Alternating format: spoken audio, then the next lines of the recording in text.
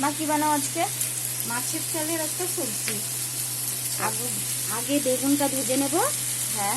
তারপর কালো জিরা সম্বাদ দেবো, আলু দেবো, পেঁয়াজ, টমেটো দিয়ে একটু কষাবো, তারপর জিরার গুঁড়া, লঙ্কার গুঁড়া, কাঁচা লঙ্কা দিয়ে দেবো, তারপর কষিয়ে তারপর কালো জিরা সম্বাদ দিয়ে আলু ভাজলাম। এখন পেঁয়াজ দিয়ে দিলাম। পেঁয়াজটা একটু ভাজা রাখো, টমেটো দিয়ে দেবো। পেঁয়াজটা কি হবে, একটু ভাজা ভাজা হবে। দিয়ে দিলাম টমেটো, তার জন্য একটু লবণ দিয়ে দিলাম যাতে টমেটোটা নরম হয়ে যায়। এখন জিরার গুঁড়া, লঙ্কার গুঁড়া আর কাঁচা লঙ্কা দিয়ে দিলাম।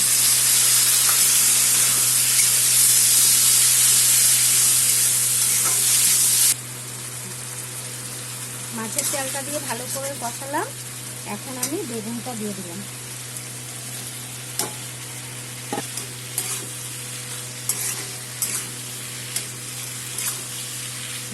মাছের তেলের সবজি, স্বাদ অনুযায়ী আপনারা একটু লবণ দিতে পারেন।